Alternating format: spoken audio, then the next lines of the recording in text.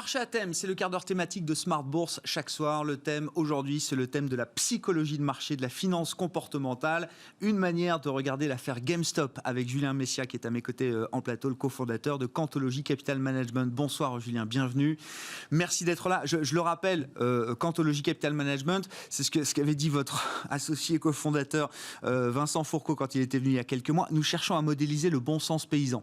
Vous faites le pari de l'intelligence collective, vous analysez les comportements, on va dire, de foule sur les marchés en faisant le pari que l'intelligence collective vaut mieux que l'expertise individuelle. À ce titre-là, qu'est-ce que vous retirez comme enseignement de l'affaire GameStop? Est-ce qu'on peut parler d'intelligence collective dans l'affaire GameStop, Julien?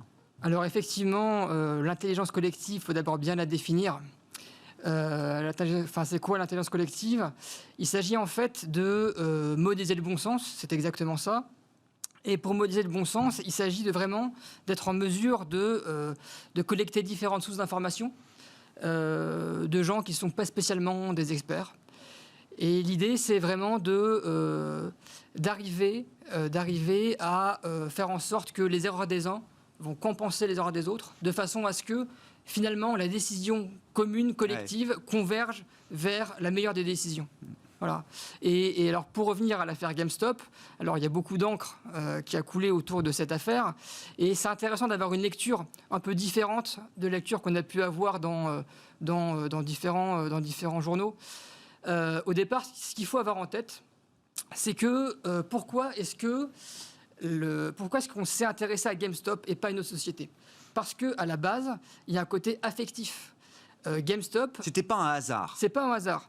GameStop, pour la génération des 25-40 ans, ça nous parle.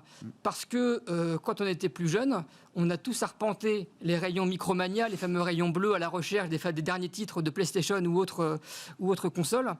Et donc c'est pour ça que c'est pas anodin qu'il y ait 2 millions de geeks ou de gens connectés qui se disent mais finalement cette boîte-là GameStop, elle est sous le feu des radars des hedge funds qui veulent la faire tomber parce qu'il y avait énormément de positions short sur GameStop, plus de 100% de positions short.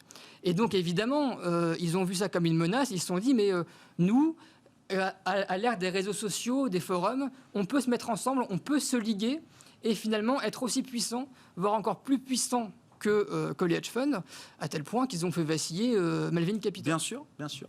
Mais vous dites la dimension affective, il ne faut surtout pas la sous-estimer dans la manière dont elle a cristallisé, coagulé, on va dire, ce mouvement et ce qu'on appelle cette cohorte d'investisseurs particuliers, et peut-être plusieurs millions qui se sont retrouvés dans ce trade GameStop. Exactement.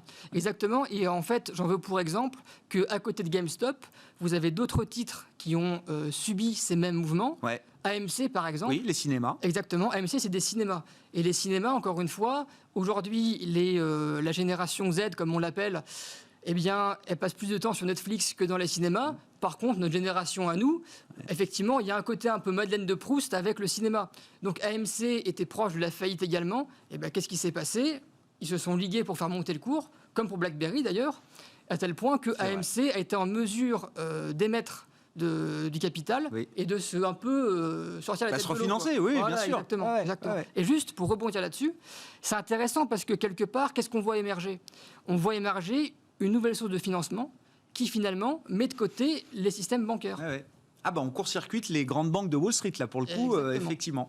Grâce à la revalorisation des cours de bourse, GameStop n'en a pas profité. Je ne crois pas qu'ils aient fait d'augmentation de capital. La question, Julien, c'est est-ce qu'on a là, avec la cohorte de ces investisseurs particuliers, désormais coaligués, ligués avec l'effet de réseau des multiplicateurs, est-ce qu'on a là un nouvel intervenant de marché? On avait les instituts, on avait les boursicoteurs un peu à l'ancienne, des fonds plus ou moins alternatifs, spéculatifs, les hedge funds. Est-ce qu'on a là une nouvelle catégorie d'intervenants de marché? Totalement. Totalement, parce que ça veut dire qu'à n'importe quel moment, on peut voir débouler des millions d'acteurs qui se coalisent pour intervenir sur un titre. J'en veux pour preuve 2 exemples récents. Un, la semaine dernière, sur l'argent. L'argent a subi un bump de 11% sur une journée en début de semaine dernière, alors que c'est un marché sur lequel il y avait énormément de positions short. Et rien qu'aujourd'hui, vous avez également la même chose qui a lieu sur Tilray. Les valeurs cannabis aujourd'hui, c'est ça. Effectivement, l'attention se déporte vers les valeurs cannabis. Ouais, je vous invite juste à voir le graphe des valeurs cannabis. Ça rappelle du GameStop. Oui, c'est des roquettes. Pour l'investisseur et pour les investisseurs que vous êtes, encore une fois, vous cherchez à modéliser le bon sens. C'est important parce que qu'il y ait un bump, comme vous dites, de 10 ou 11% un jour sur l'argent et puis le lendemain plus rien, c'est compliqué. Comment on peut aller capter ces mouvements, participer à ces phénomènes-là? C'est possible pour des investisseurs différents, traditionnels, ou en tout cas avec des modèles, d'aller capter ce genre de mouvement? Alors, je vous avoue, bien sûr, parce qu'il y a déjà des fournisseurs qui se sont intéressés à fournir la donnée aux hedge funds ou fournir la donnée aux investisseurs par rapport à quelles sont les boîtes les plus shortées, etc. Mais là où c'est vraiment intéressant, c'est qu'on voit vraiment que la dimension psychologique prend le dessus vraiment de façon définitive sur la dimension valorisation. Parce qu'avec l'arrivée des particuliers, avec un phénomène de gamification de la finance, on en a parlé. Bien sûr. C'est-à-dire que vous avez dans le métro, par exemple, en France pas encore, mais dans certains pays, des gens qui jouent à la bourse. C'est aussi facile que Candy Crush. Voilà, entre deux stations. Je ne sais pas si Candy Crush est facile ou pas, mais c'est aussi facile que de jouer à un jeu, une application. Et donc en fait, ce qui veut dire qu'il y a des millions de nouveaux acteurs qui arrivent, avec une possibilité via les réseaux sociaux de se coordonner. Et donc, ça veut dire que ces gens-là, ils ne vont pas réfléchir, ils ne vont pas investir par rapport aux fondamentaux, ils vont réfléchir par rapport à un effet de mode, par rapport à la psychologie. Un exemple qui va parler à tout le monde, Tesla. Tesla, moi, ça fait 3 ou 4 ans qu'on me rebat les oreilles à dire « Non, mais Tesla, c'est survalorisé. » Quand tu raisonnes avec le ratio capi boursière divisé par le nombre de voitures vendues, ça n'a aucun sens. Sauf que depuis 3 ans, ça fait x10 ou x15. Donc, voilà. C'est la psychologie qui a vraiment pris le dessus.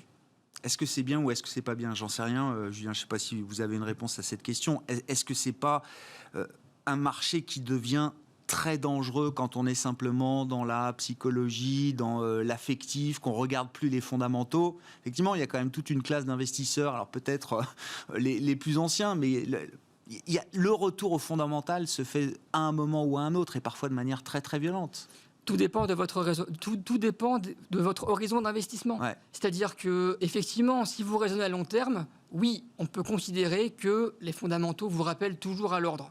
Mais si vous êtes agile, si vous êtes flexible, eh bien là, vous êtes en mesure de tirer profit de ces effets psychologiques. Et nous, chez Quantology, c'est vraiment le pari qu'on a fait. Vraiment. Est-ce que le terrain de chasse est mondial pour ces cohortes d'investisseurs particuliers? Est-ce que ce qui s'est passé sur la côte américaine, on peut le retrouver? Alors visiblement, il y a eu des tentatives. On a vu des stocks très shortés aussi en Europe rebondir fortement. Mais est-ce que c'est un phénomène qui peut se diffuser à l'échelle de la planète? Alors, à cette question, la réponse, elle est un peu historique. C'est-à-dire que ce qu'il faut avoir en tête, c'est qu'aux États-Unis, chaque Américain est intéressé par la bourse, a fortiori parce que sa retraite en dépend. C'est la retraite par capitalisation. Donc vous avez 400 millions d'Américains qui ont un 401K avec la retraite qui dépend de la bourse. En France, si vous voulez, la bourse, c'est un monde d'happy few. Donc vous n'avez pas cette possibilité de liguer beaucoup de gens comme on le fait aux États-Unis.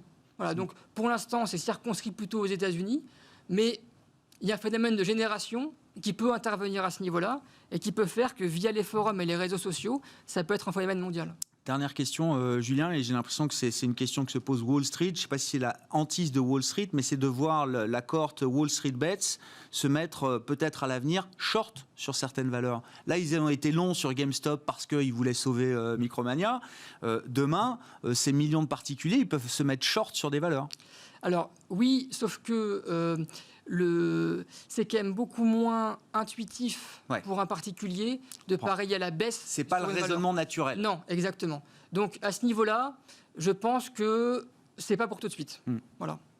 Merci beaucoup, Julien. Merci d'être venu décrypter pour nous le phénomène GameStop et les phénomènes psychologiques. Voilà, c'est la logique, la psychologie qui l'emporte aujourd'hui sur les fondamentaux dans ces marchés. Malgré la neige. Malgré la neige, vous avez affronté la neige et le froid. Julien Messia qui était avec nous en plateau ce soir dans le quart d'heure thématique de Smart Bourse, cofondateur de Quantology Capital Management. On se retrouve demain à 12h30 en direct sur Bismart.